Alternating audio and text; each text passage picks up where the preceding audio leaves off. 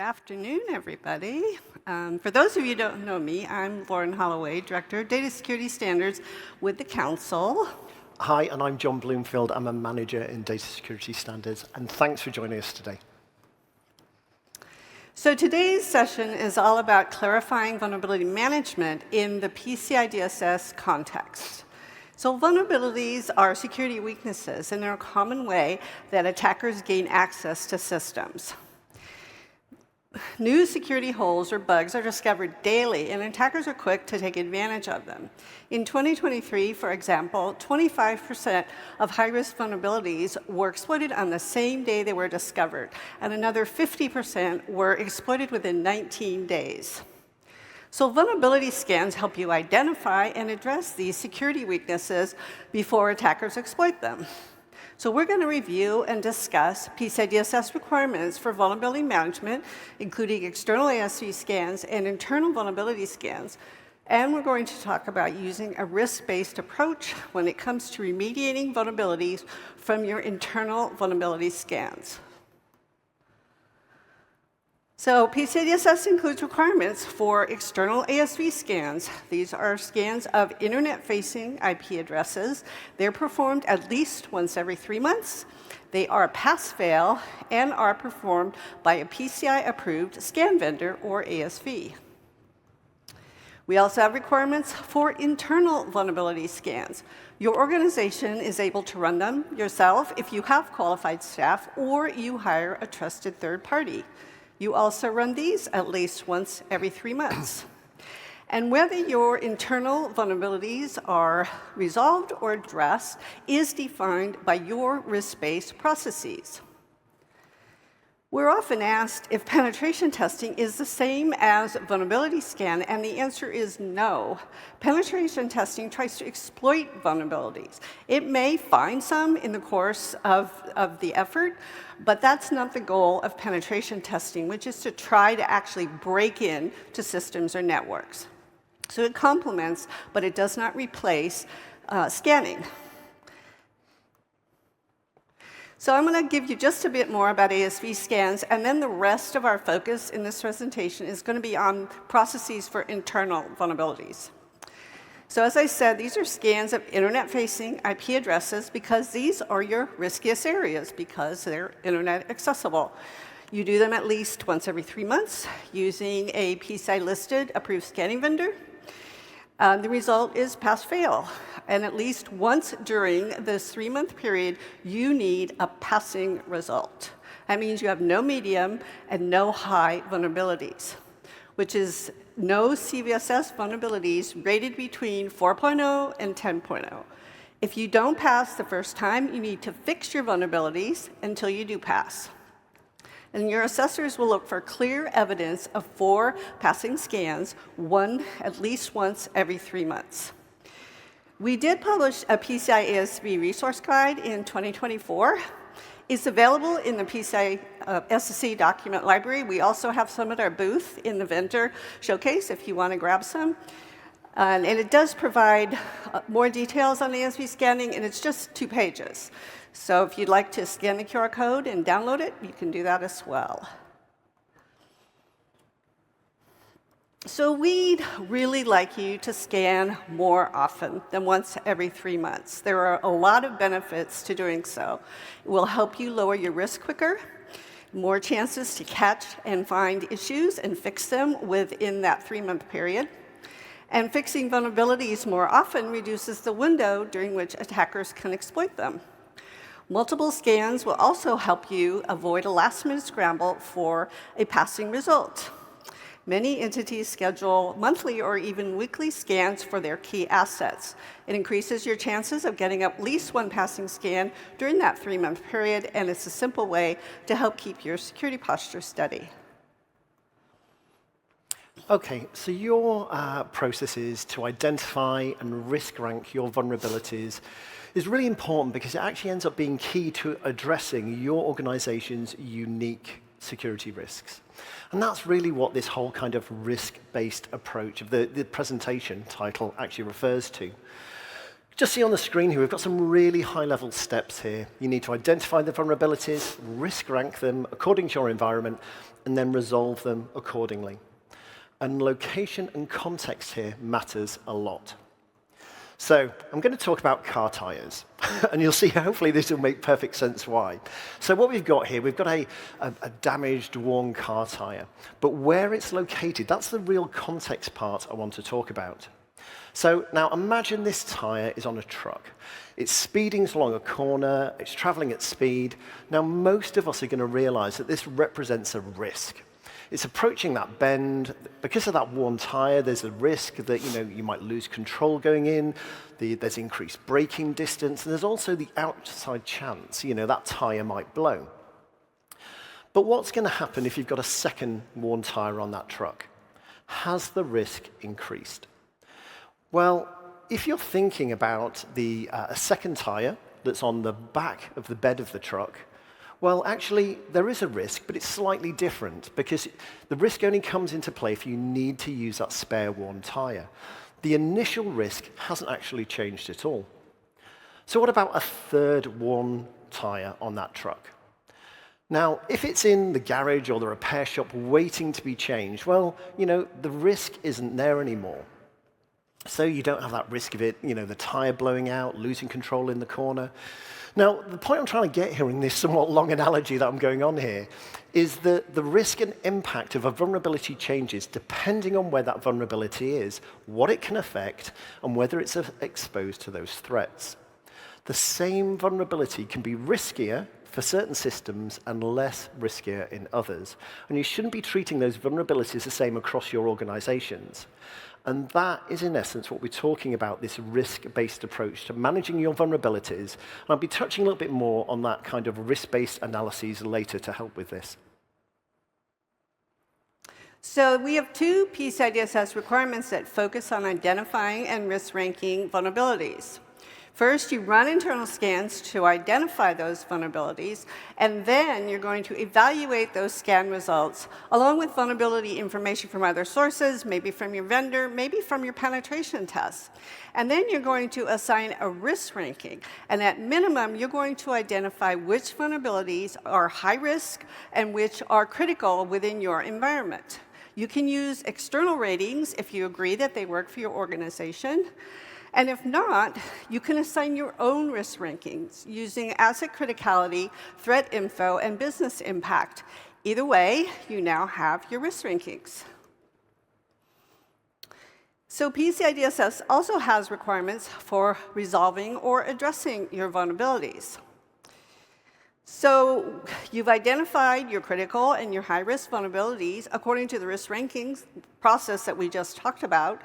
For critical vulnerabilities, these are resolved by installing patches within 1 month of release. And for high-risk vulnerabilities, they are also resolved by installing patches within the time frame that you determine based on your identified level of risk. The requirement guidance column for this requirement provides an example of within 60 days. Now, for all other risk rankings you have, those that are not critical or high risk, you address them based on the targeted risk analysis that you prepare. This targeted risk analysis is going to include timeframes and your risk-based decisions about how or if you're going to resolve or address these vulnerabilities. So to summarize, if you have critical vulnerabilities, you're going to resolve those by patching them within 30 days. And if you have high risk, you're also going to resolve those vulnerabilities, but within a time frame that you define, for example, within 60 days. And all other vulnerabilities that are not critical or high risk, you're going to address according to your targeted risk analysis. Now, some of you may be wondering, what's the difference between resolve and address? So resolve means that you're going to fix the vulnerability. Maybe you're going to install a patch, you're going to change a configuration, maybe you're going to implement a compensating control, maybe you're going to transfer the risk to a third party. Whereas address means you're going to determine if you will resolve it, or maybe you're going to make a risk-based decision to address it. And for your organization, You may decide that you're going to fix it now, or you're going to mitigate it, or any of those other things on the resolve side, or you may decide you're going to accept a low-risk vulnerability. Either way, you need to track this. You're going to document it in a targeted risk analysis, and you're going to review your risk-accepted items at least on an annual basis. Part of this review process is to really make sure that any items that you've accepted remain low risk and that the risk of that vulnerability hasn't changed within your organization. Okay, I did actually see quite a few people taking some of those pictures of slides that Lauren had up earlier. But what I want to say is we've actually got an infographic that actually details all of that, and you can see a little bit of a snapshot of it here. But it's really useful here for onboarding teams because it explains that whole process. So it goes through that whole kind of scanning, the risk ranking, the resolution, and the verification as well. Now, we do have quite a few of these. We ran out of them in Fort Worth, but actually we've printed some more off. We've got these at our booth. Come along, grab a copy of it, because it really will help you. But how can we make these risk rankings smarter? So, I want to run over some basic terminology here. Hopefully some of you will be aware of it. Some of these terms you might not be. So we've got the CVEs, and this is a common vulnerability and exposure. And what this is actually talking about, it's a simple identifier. And it gives really a catalog entry that's saying, look, here's a vulnerability. But on its own, it doesn't really explain how dangerous that vulnerability is. So then we move on to that CVSS, and this is what a lot of you will probably be aware of, because this tends to be the value that's generated from a lot of those scanning tools. And it gives a measure of severity. So, for example, it tells you if something's rated critical or high. But it's still theoretical, and it doesn't mean it's being actively exploited in your systems. So then we move on to the EPSS, and this is the Exploit Prediction Scoring System. And it's a model really that touches on the likelihood of exploitation in the real world. And it helps us move away from that kind of theoretical side into a bit more of a probability-based perspective. So then we also have the KEV, and this is the known exploited vulnerability. And this is where we start to bring in some of that real-world evidence. And these are the vulnerabilities that are actually being exploited in the wild. So if it's on that KEV list, you know attackers are using it. And then after that, we move on to the risk part of it. And this is where we can layer in our own kind of business context. So this is where the asset sits, how exposed it is, whether it's internet-facing or potentially even, in some kind of segmented network. Severity has given us that starting point, but risk requires that context from that technical side, the business side, and that threat-based information. And that is how we're going to be making smarter, more defensible prioritization decisions. Now, I touched on earlier when you think about that car tire that you've got those vulnerabilities, but they may not be the same across all of your systems, and they might not need patching immediately. And that whole kind of context part is really key. So just thinking back to that previous slide I just had on there, we had those two things. We had that kind of KEV, which shows us what the attackers are actively exploiting right now, and we also had the EPSS, which looks at what they might be attacking next. But when you're actually looking at those aren't really enough on their own. If you really want a really complete picture, you need to be combining it with other sources of information. So this might be vendor advisories, you might have cert alerts, commercial feeds, even potentially dark web monitoring in there, potentially SBOM data, and even bug bounty reports. But when you're bringing all of those sources together, you're feeding them into a centralized risk ranking process, you can then actually have that prioritized list of actionable risks that you need to address. So in other words, you've got threat intelligence, that multiple data sources, and you're turning that theory side, and it's helping people fix those vulnerabilities that attackers are actively going in your systems. Okay. I did mention where I was going to touch on about TRAs. So you're going to need a TRA. And this is going to be supporting your decision about how you're resolving or addressing those all other vulnerabilities. So when you're thinking about this, for inputs, you're going to be needing to think about the rankings you've assigned to those vulnerabilities. which assets have those vulnerabilities, and how critical they are to your organization. When you're looking at that from the analysis part, you'll be looking at it according to each asset, for example, where that asset is, how now critical that vulnerability is on that specific asset. And then you're going to have that output. And that's going to be basically the risk ranked per asset. What needs to be resolved and in which order. Now, a really key part here is that the QSAs are going to be wanting to see that TRA and the supporting documents. And this is going to fit into that requirement 12.3.1. The TRA is going to become your audit trail for why you patch something in the order and why it's appropriate for your environment. So, just moving on a little bit here, a big thing that changed in version 4 was the authenticated and unauthenticated scans. So, version 4, March 2025 this year, all internal vulnerability scans now need to be authenticated. And that is, there's an exception here. There's a case where if a system genuinely cannot accept user credentials for those authenticated scans, then you need to be recording it and documenting it. But quick example, move on here and actually have a quick look at the differences between. So, unauthenticated scans. Now, this is where this is the previous way we used to do it.